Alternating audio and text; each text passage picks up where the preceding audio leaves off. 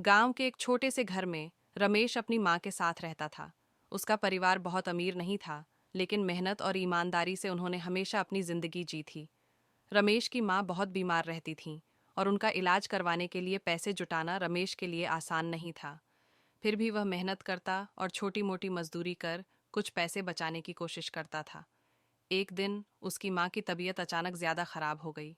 उन्हें तुरंत दवाई की जरूरत थी।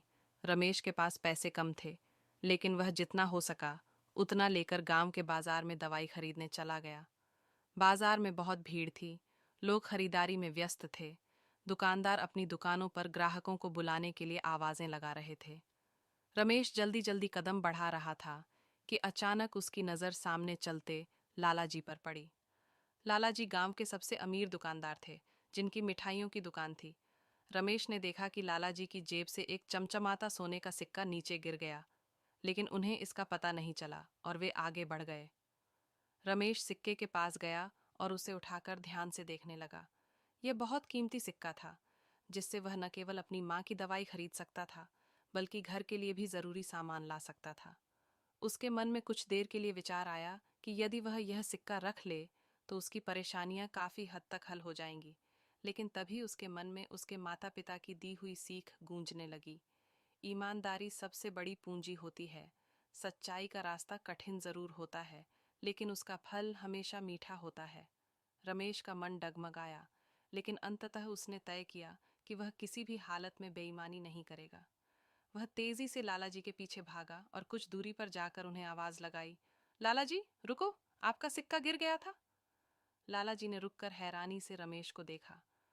उन्होंने अपनी जेब टटोली और जब उन्हें एहसास हुआ कि उनका सिक्का सच में गिर चुका था, तो वे आश्चर्यचकित हो गए। रमेश ने सिक्का आगे बढ़ाते हुए कहा, यह रहा आपका सिक्का, मुझे सड़क पर गिरा मिला था। लालाजी कुछ देर तक रमेश को देखते रहे, फिर उनकी आंखों में चमक आ गई।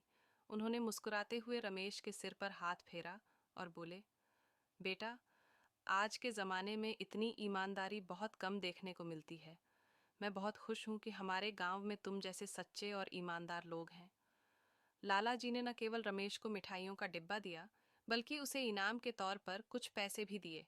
उन्होंने कहा, ये पैसे तुम्हारी ईमानदारी के लिए हैं, और जब भी तुम्हें किसी मदद की ज़रूरत हो तो बेझिझक मेरी दुकान पर आना। रमेश ने लाला जी का धन्यवाद किया और खुशी खुशी घर की ओर दौड़ पड़ा।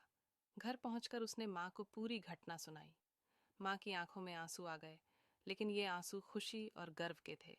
उन्होंने रमेश को गले लगाते हुए कहा, बेटा, दुनिया में चाहे जितनी भी मुश्किलें क्यों ना आईं, पर हमें कभी गलत रास्ता नहीं चुनना चाहिए। ईमानदारी का फल देर से ही सही, लेकिन हमेशा मीठा होता है। रमेश ने माँ की बात गांठ बांध ली। उस दिन उसे समझ आया कि असली दौलत पैसा नहीं, बल्कि सच्चाई और ईमानदारी है। वह मन ही मन सोचने लगा कि वह हमेशा सच्चाई के रास्ते पर चलेगा, चाहे हालात कैसे भी हों।